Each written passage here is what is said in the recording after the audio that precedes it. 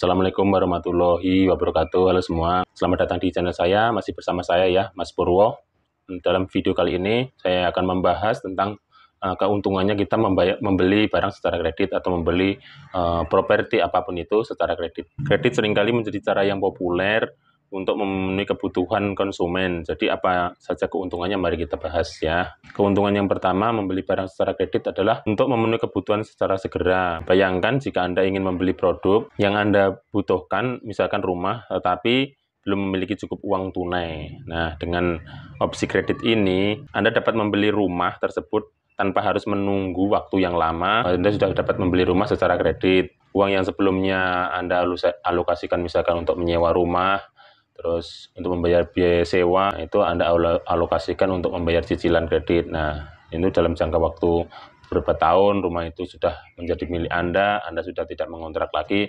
Itu adalah keuntungan yang pertama, salah satunya memberi barang secara kredit. Nah, keuntungan yang keduanya adalah fleksibilitas pembiayaan. Dalam pembayarannya itu ada fleksibilitas. Dengan kredit Anda memiliki opsi untuk membayar dalam jumlah besar atau mengangsur seiring berjalan waktu. Ini akan memberi Anda fleksibilitas dalam mengatur keuangan pribadi Anda. Anda dapat memilih jangka waktu pembayaran. Juga kalau secara kredit itu mudah juga ya, memilih jangka waktu pembayaran, terus menentukan jumlah seberapa Anda yang bisa Anda bayar yang sesuai dengan kemampuan Anda, pembayaran yang sesuai dengan kemampuan Anda tentunya, tanpa harus membebani keuangan Anda. Gitu.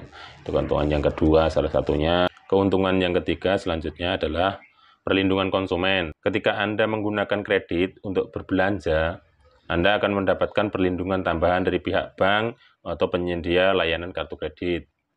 Jika ada masalah dengan produk atau layanan yang Anda beli, Anda dapat mengajukan klaim atau membatalkan transaksi yang terjadi apabila terjadi kecurangan ya, misalkan ada pembobolan kartu kredit atau sebagainya, Anda bisa klaim kecurangan itu. Kalau misalkan Anda tidak merasa itu membeli atau menggunakan kartu kredit, biasanya Anda bisa lapor ke pihak bank untuk melaporkan kecurangan tersebut. Tidak hanya itu, banyak kartu kredit juga menawarkan manfaat tambahan seperti program hadiah, diskon, atau cashback. Misalkan kartu kredit tertentu memberikan reward yang dapat ditukarkan dengan tiket pesawat gratis, mengakses ke lounge bandara, atau diskon berbagai merchant, diskon, bahkan diskon liburan gratis juga ada biasanya, diskon penginapan. Biasanya yang membayar pakai kartu kredit ya, kita dimanapun ya, kita lihat contoh di mall atau di mana, kalau membayar kartu kredit biasanya malah diprioritaskan, diskonnya sekian persen, harus pakai kartu kredit Pak, harus pakai kartu kredit Bu, ini baru bisa diskon 70%,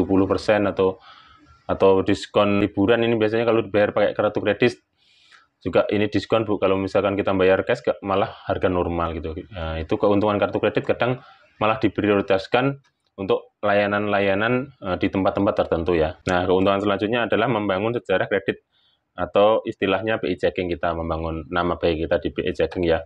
Apabila kita mengangsur dengan tepat, terus kita ada cicilan, dalam cicilan kita tidak ada tunggakan, membayar secara rutin, terus kita dalam BI checkingnya bagus, terkadang kita malah ditawari nominal pinjaman yang lebih besar. Kalau kita misalkan dalam catatan BI checkingnya bagus, itu misalkan ya contoh saya aja ya 525 gitu, terus mau ditawari 50, terus secara kalau bagus masih ditawari sampai 100 mungkin ya. Kalau misalkan kita dalam BI checkingnya bagus, dalam sejarah kita membayar kredit ke pihak yang ngasih kredit bagus, dari bank ini juga memberi nilai yang bagus kepada kita. Terus mereka itu menganalisa apabila kita itu layak diberikan pindahan kredit.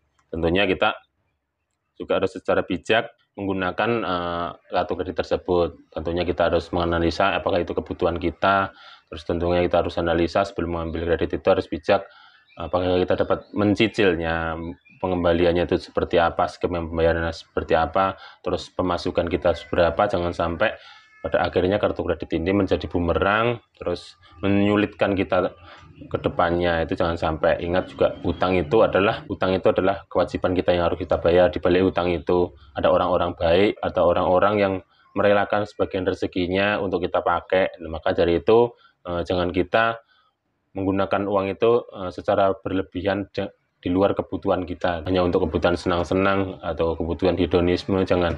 Itu gunakan kartu kredit, apapun kemudahan itu gunakan secara bijak ya teman-teman. Nah, itulah Teman-teman, beberapa keuntungan membeli barang secara kredit.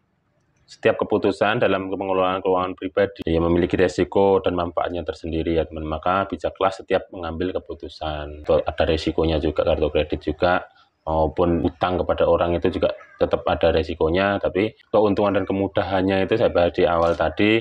Ya mudah-mudahan bagi teman-teman ini yang punya kartu kredit juga bijak menggunakan, terus pinter-pinter lah dalam mengambil keuntungan yang tadi dipakai. Misalnya ada kesempatan ya gunakanlah keuntungan tersebut untuk keperluan Anda. Semoga video ini memberikan pemahaman tentang keuntungan kartu kredit bagi teman-teman semuanya. Ini untuk sekedar sharing saja. Silahkan subscribe supaya tidak ketinggalan video-video yang lainnya. Demikian dari saya. Wassalamualaikum warahmatullahi wabarakatuh.